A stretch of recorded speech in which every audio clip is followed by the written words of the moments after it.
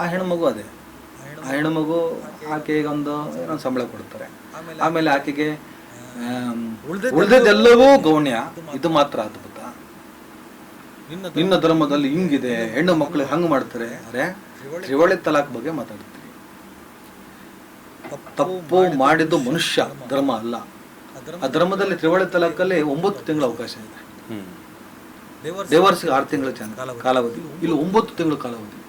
3 ತಿಂಗಳು ಒಂದ್ಸಲ ಇವ್ರ ಜೊತೆ ಇರಬೇಕು, 3 ತಿಂಗಳು ದೂರ ಇಟ್ಟು ನೋಡ್ಬೇಕು, ಆಮೇಲೆ 3 ತಿಂಗಳು ಡಿಸೈಡ್ ಮಾಡಬೇಕು. ಇವೆಲ್ಲ ಆದ ಮೇಲೆ ನಿಮ್ಗೆ ಶರಿಯತ್ ಅಂತ ಏನೋ ಮಾಡ್ಕೊಂಡಿದ್ರೆ ಅದರಲ್ಲಿ ತ್ರಿವಳಿ ತಲಾಕ್ ಆಗ್ತದೆ. ಆ ಫಾರ್ಮಾಲಿಟೀಸು ಹಿಂದೂ ಪದ್ಧತಿಗಿಂತನೂ ಬಹಳ ವಿಸ್ತಾರವಾಗಿದೆ.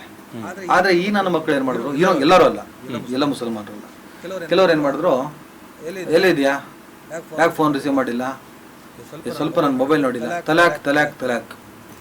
ಪಾಪ ಅವಳು ಮೆಸೇಜ್ ಅಲ್ಲಿ ಏನೋ ನೋಡ್ತಾ ಇರ್ತಾಳೆ, ಸ್ಕ್ರಾಲ್ ಮಾಡಿ ಸಣ್ಣ ಮೆಸೇಜ್ ಬರ್ತದೆ, ಗಡ್ಡಂದು ನೋಡಿದ್ರೆ ತಲಾಕ್ ತಲಾಕ್ ತಲಾಕ್. ಯಾಕೆ ಕೊಟ್ಟ ಗೊತ್ತಿಲ್ಲ. ಆ ತಲಾಕ್ ನಿಷಿದ್ಧ, ಅದು ಹೈಲೈಟ್ ಆಗಿದ್ದು ಆ ತಲಾಕ್. ಇಸ್ಲಾಮಿನಲ್ಲಿ ಈ ತರ ತಲಾಕ್ ಇದೆ ಅಂತ ಇಸ್ಲಾಂ ಅಲ್ಲಿ ಇಲ್ಲ.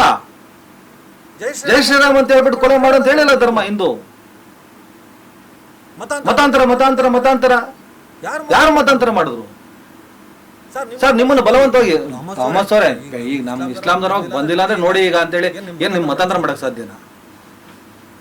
ನಿಮಗೆ ನಿಮ್ಮ ಧರ್ಮದಲ್ಲಿ ನಿಮಗೆ ಸಮಸ್ಯೆಗಳಿದ್ರೆ ಮಾತ್ರ ನಾನು ಅದಕ್ಕೆ ಹೇಳ್ತೀನಿ. ಅವಾಗ ನನಗೆ ಈ ಸ್ಟುಡಿಯೋ ಯಾಕೆ ಕಂಫರ್ಟ್ ಇಲ್ಲ, ಇನ್ನು ಮುಂದೆ ಈ ಸ್ಟುಡಿಯೋಗೆ ನಾನು ಬರಲ್ಲ ಥಾಮಸ್ ಅವರೇ, ನಿಮ್ ಪಕ್ಕದಲ್ಲಿ ಸ್ಟುಡಿಯೋ ಚೆನ್ನಾಗಿದೆ, ಅಲ್ಲಿ ಬಂದ್ರೆ ಬೇಕಾದ್ರೆ ಕೂರ್ತೀನಿ ಅಂತೀನಿ. ಅಷ್ಟೇ ಅಲ್ವಾ? ಅಲ್ವಾ? ಮತಾಂತರ ಆಯ್ತು ಅನ್ನೋದು ಯೋಚನೆ ಮಾಡ್ಬೇಡಿ. ಮತಾಂತರ ಯಾಕೆ ಆಗ್ತದೆ, ಯಾಕಾಗ್ತದೆ? ನಿಮಗೆ ಸೆನ್ಸ್ ಬೇಡ? ಊಟ ಮಾಡ್ತೀವಿ, ಹಸುವಾದ್ರೆ ತಾನೆ.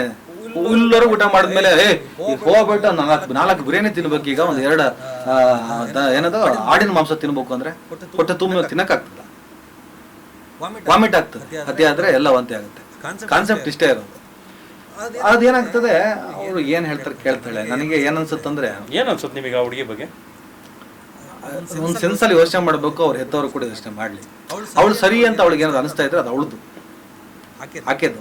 ಆಕೆಗೆ ಇಲ್ಲ ನಾನು ಕರೆಕ್ಟ್ ಆಗಿದ್ದೀನಿ, ನಾನು ಮಾಡ್ತಾ ಇದ್ದೀನಿ, ನನ್ ಸರಿ ಇದೆ, ನನಗೆ ಆ ಸಿದ್ಧಾಂತ ಇಷ್ಟ ಇದೆ, ಆ ಕೋಮುವಾದ ಸಿದ್ಧಾಂತ ಇಷ್ಟ ಇದೆ, ನನಗೆ ಯಾರೂ ಕೂಡ ಮ್ಯಾನಿಪುಲೇಟ್ ಮಾಡಿಲ್ಲ, ಎಲ್ಲ ನನ್ನ ಸ್ವಂತದ್ದು ಅಂತ ಆಕೆ ಅನಿಸಿ ಏನಾದ್ರು ಮಾತಾಡ್ತಾ ಇದ್ರೆ ಮಾಡ್ಕೊಂಡು.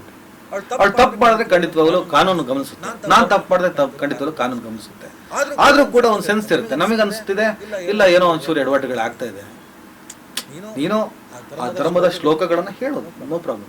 ಆ ಧರ್ಮದ ಆಚರಣೆಗಳ ಪೂಜೆ ಮಾಡು, ನೋ ಪ್ರಾಬ್ಲಮ್. ಅದು ನಿನ್ನ rights, fundamental rights. Being a Muslim ಆಗಿ ಹಿಂದೂ ಧರ್ಮದ ಆಚರಣೆ ಮಾಡೋದಕ್ಕೆ ನಿಮ್ಮ ಧರ್ಮ ಅವಕಾಶ ಕೊಡುತ್ತಾ? ಅಲ್ಲ, ಈಗ ಧರ್ಮ ಅವಕಾಶ ಕೊಡಲ್ಲ, ಸಂವಿಧಾನ ಕೊಡುತ್ತೆ ಸರ್. ಇಲ್ಲಿ ಧರ್ಮ ಬರೋದೇ ಇಲ್ಲ, ಸಂವಿಧಾನ ಕೊಡೋದು. ಅದೇ ಅಲ್ಲಿನ ಹಿಂದೂಗಳ ಪದ್ಧತಿ, ಅಲ್ಲಿನ ಕರ್ಮಗಳು, ಒಂದು ಪೂಜೆ ಮಾಡಬೇಕಾದ್ರೂ ಅಥವಾ ಒಂದು ಶ್ಲೋಕ ಹೇಳಬೇಕಾದ್ರೂ ಒಂದಿಷ್ಟು ವಿಧಿವಿಧಾನಗಳಿದಾವೆ. ಎಲ್ಲ ಧರ್ಮಗಳು ಇದಾವೆ. ಆ ವಿಧಾನಗಳನ್ನ ಆಕೆ ಪಾಲಿಸ್ತಿದ್ದಾಳೋ ಇಲ್ವೋ ಅದು ನಮಗ್ ಬೇಡ. ಅದ್ರ ಪ್ರಶ್ನೆ ಮಾಡೋರು ಮಾಡ್ಕೊಳ್ಳಿ, ನಾನು ಆ ವಿಚಾರಕ್ಕೆ ಹೋಗಲ್ಲ. ಆದ್ರೆ ಧರ್ಮದ ಆಚೆಗೂ ಸಂವಿಧಾನ ಅಂತ ಒಂದಿದೆ. ಆಕೆ ಏನ್ ಮಾಡ್ತಿದ್ದಾಳೆ ಅದು ಫಂಡಮೆಂಟಲ್ ರೈಟ್ಸ್, ಆಕೆ ಮಾಡ್ಲಿ. ಆದ್ರೆ ಸ್ವಲ್ಪ ನಿಧಾನವಾಗಿ ಆಲೋಚನೆ ಮಾಡಿ ಹುಷಾರಾಗಿ ಮಾಡು ಮಗಳೇ, ಅಥವಾ ನನ್ನ ತಂಗ್ಯವ್ವ ಅಂತ ಸಿಟ್ಟು ಬಂದ್ಬೇಕಾದ್ರೆ ಅತ್ತೆ ಮಗಳು ಅಂತ ಹೇಳಿ ಬರ್ದೆ, ತಪ್ಪು ಅದು. ಅತ್ತೆ ಮಗಳು ಅಂದ ತಕ್ಷಣ ಬರೀ ಅತ್ತೆ ಮಗಳು ಅಂದಿದ ತಕ್ಷಣ ಮದ್ವೆ ಆಗೋ ಮಗಳೇ ಅಲ್ಲ. ಅತ್ತೆ ಮಗಳು ಅಂದ್ರೆ ಸುಮಾರು ಸಂಬಂಧಗಳಿದೆ. ನಾನು ಅತ್ತೆ ಮಗಳು ಅಂದ ತಕ್ಷಣ ನೀವು ಕುಂಬಳಕಾಯಿ ಕಳ್ರೆ ಯಾಕಾಗ್ತೀರಾ?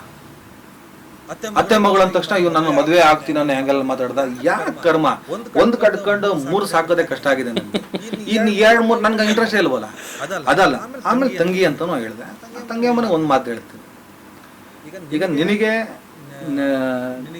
ಏನ್ ಆಚರಣೆ ಮಾಡ್ಬೇಕು ಅನ್ಸುತ್ತೆ ಅದನ್ನ ಮಾಡು. ಇಲ್ಲ ನಿನಗೆ ಯಾರಾದ್ರೂ ಒತ್ತಡ ಹೇರಿ ಏನಾದ್ರು ಮಾಡ್ತಾ ಇದ್ರೆ ನೀನ್ ಸ್ವಲ್ಪ ಆಲೋಚನೆ ಮಾಡು. ಸಮಾಜ ಮೂಲಭೂತವಾದ ಅನ್ನೋದು, ಫಂಡಮೆಂಟಲಿಸಮ್ ಅನ್ನೋದು ಬರೀ ಹಿಂದುತ್ವದಲ್ಲಿ ಮಾತ್ರ ಇಲ್ಲ. ಮೂಲಭೂತವಾದ ರವೂಫ್ ಮತ್ತೆ ಚಿಂತನ್ ಸುತ್ತ ಮಾತ್ರ ಸುತ್ತಾಡ್ತಾ ಇಲ್ಲ, ಮುಮ್ತಾಜ್ ಸುತ್ತಾನು ಸುತ್ತಾಡುತ್ತೆ. ಯಾಕಂದ್ರೆ ಮುಮ್ತಾಜ್ ಅನ್ನ ಹೆಣ್ಮಗಳನ್ನ ಬಳಸಿ ಕಮ್ಯುನಿಟಿ ವಿರುದ್ಧ ಮಾತಾಡ್ಸಿದ್ರೆ ಎಕ್ಸ್ಟ್ರೀಮಿಸ್ಟು ಹಿಂದುತ್ವಕ್ಕಿಂತ ಜಾಸ್ತಿ ಅಲ್ಲಿದೆ. ನನಗೆ ಆ ಆತಂಕ ಇದೆ ಸರ್. ಹೌದಾ? ಬೆಳವಣಿಗೆನೂ ಕೂಡ ಅಪಾಯಕಾರಿ. ಎಕ್ಸ್ಟ್ರೀಮಿಸಮ್ ಹಿಂದುತ್ವಕ್ಕಿಂತ ಆ ಕಡೆ ಜಾಸ್ತಿ. ಹೌದು. ಒಂದು ಲೆವೆಲ್ ಕ್ರಾಸ್ ಆಗುವಂತ. ಕಮ್ಯುನಿಟಿ ಸಹಿಸ್ಕೊಂಡಿದೆಯಲ್ಲ ಹೇಗೆ? ಯಾಕಂದ್ರೆ ಒಬ್ಬ ಕನ್ನಯ್ಯ ಲಾಲ್ ಅಂತ ಒಬ್ಬ ಟೇಲರ್ನ ನಾವು ನೋಡ್ಕೊಂಡ್ ಬಂದಿದ್ವಿ ಒಂದು ಪೋಸ್ಟ್ ಶೇರ್ ಮಾಡಿದ್ದಕ್ಕೆ. ಹಾಗೆ ಎಕ್ಸ್ಟ್ರೀಮಿಸಮ್ ಅಲ್ಲಿ ಜಾಸ್ತಿ ಇದೆ. ಸೊ ಹಾಗಾಗಿ ಯಾವುದೋ ಒಂದು ಪ್ರೊಪಗಂಡ ಕೆಲಸ ಮಾಡೋದು ಬೇಡ. ಹಾಗಾಗುತ್ತೋ ಅಂತಾನೂ ಅಲ್ಲ. ನಿಮ್ಮ ಇಲ್ಲ ನಾನು ಈ ಸಿದ್ಧಾಂತಕ್ಕೆ ನಾನು ಕಟಿಬದ್ಧ ಆಗಿದ್ದೀನಿ, ಅದನ್ನೇ ನಾನು ಮಾಡ್ಕೊಂಡು ಹೋಗ್ತೀನಿ ಅಂದ್ರೆ ಅದನ್ನ ನೀನು ಅದಕ್ಕೆ ಸ್ವತಂತ್ರ. ನಾನು ಏನು ಮಾಡ್ತೀನಿ, ಸರಿ ಮಾಡ್ತೀನಿ, ತಪ್ಪು ಮಾಡ್ತೀನಿ ಅನ್ನೋ ಒಂದು ಸೆನ್ಸ್ ನಿನಗಿದ್ರೆ ಅದಕ್ಕೂ ನೀನು ಸ್ವತಂತ್ರ. ಪ್ರಚಾರದ ಹುಚ್ಚಿಗೆ ಏನಾದ್ರು ಇದಾಗಿರ್ಬೋದಾ? 18 ನೆಗೆಟಿವ್ ಮಾತಾಡೋದನ್ನ ಹೆಚ್ಚು ನಾನು ಪ್ರಚಾರಕ್ಕೆ ಬಂದ್ಬಿಡ್ತೀನಿ ಅನ್ನೋಂತ ಮನಸ್ಥಿತಿ. 9ನೇ ಕ್ಲಾಸ್ ಇದ್ದ ಅಪಶಕುನ ಅಂತ ಬರೆದಿರೋ ಕಾದಂಬರಿ ಇವತ್ತು ನನಗೆ ಕಸ ಅನಿಸ್ತಿದೆ. 18 ವರ್ಷಗಳ ಹಿಂದೆ ಮಾಡಿದ ಅಫಿಡವಿಟ್ ಈಗ ಬ್ಯಾಡ ಇತ್ತು, ಮೂರ್ಖತನ ಅಂತ ಅನಿಸ್ತಾ ಇದೆ. ಹಾಗಾಗಿ 24ರ ಮುಂತಂಗೆ 34 ಆಗ್ತಾ ಇರಬೇಕಾದ್ರೆ ನಾನು ಏನು ಮಾಡಿದೆ ಅನ್ನೋದು ರಿಯಲೈಸ್ ಆಗಿದೆ. ಬಟ್ ಜ್ಞಾನೋದಯ ಅವಾಗ ಕಾಲ ಮಿಂಚೋಗಿರ್ಬೋದಲ್ಲ? ಕಾಲ ಮಿಂಚಲ್ಲ, ಏನು ಆಗಲ್ಲ.